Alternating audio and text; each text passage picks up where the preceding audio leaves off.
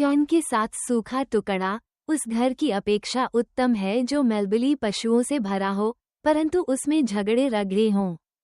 बुद्धि से चलने वाला दास अपने स्वामी के उस पुत्र पर जो लज्जा का कारण होता है प्रभुता करेगा और उस पुत्र के भाइयों के बीच भागी होगा। चांदी के लिए कुठाली और सोने के लिए भट्ठी होती है, परंतु मनों को यहोवा जांचता है। कुकर्मी अनर्थ बात को ध्यान देकर सुनता है और झूठा मनुष्य दुष्टता की बात की ओर कान लगाता है। जो निर्धन को ठट्ठों में उड़ाता है वो उसके कर्तता की निंदा करता है, और जो किसी की विपत्ति पर हंसता वो निर्दोष नहीं ठहरेगा। बूढ़ों की शोभा उनके नाती पोते हैं और बाल बच्चों की शोभा उनके माता पिता हैं।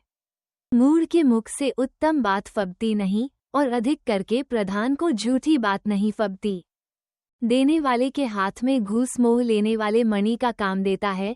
जिधर ऐसा पुरुष फिरता उधर ही उसका काम सुफल होता है। जो दूसरे के अपराध को ढांप देता वह प्रेम का खोजी ठहरता है, परंतु जो बात की चर्चा बार बार करता है वह परम मित्रों में भी फूट करा देता है।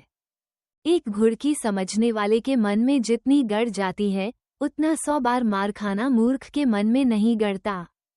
बुरा मनुष्य दंगे ही का यत्न करता है, इसलिए उसके पास क्रूर दूत भेजा जाएगा। बच्चा छीनी हुई रीछनी से मिलना तो भला है, परंतु मूर्ता में डूबे हुए मूर्ख से मिलना भला नहीं। जो कोई भलाई के बदले में बुराई करे उसके घर से बुराई दूर न होगी।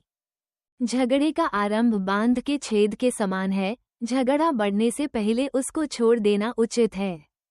जो दोषी को निर्दोष और जो निर्दोष को दोषी ठहराता है उन दोनों से यहोवा घृणा करता है।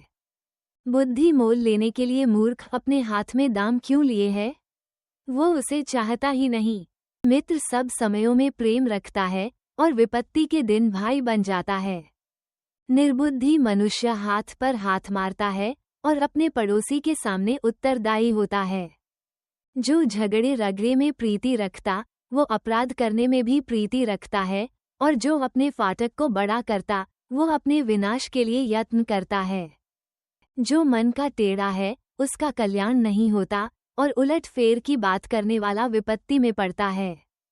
जो मूर्ख को जन्माता है वो उससे दुख ही पाता है, और मूढ़ के पिता को आनंद नहीं होता। मन का आनंद अच्छी औषधि है, परंतु मन के टूटने से हड्डियां सूख जाती हैं। दुष्ट जन न्याय बिगाड़ने के लिए अपनी गांठ से घूस निकालता है। बुद्धि समझने वाले के सामने ही रहती है, परंतु मूर्ख की आंखें पृथ्वी के दूर दूर देशों में लगी रहती है। मूर्ख पुत्र से पिता उदास होता है और जननी को शोक होता है। फिर धर्मी से दंड लेना और प्रधानों को सिधाई के कारण पिटवाना दोनों काम अच्छे नहीं हैं। जो संभल कर बोलता है वही ज्ञानी ठहरता है, और जिसकी आत्मा शांत रहती है वही समझ वाला पुरुष ठहरता है। मूढ़ भी जब चुप रहता है तब बुद्धिमान गिना जाता है, और जो अपना मुंह बंद रखता वो समझ वाला गिना जाता है।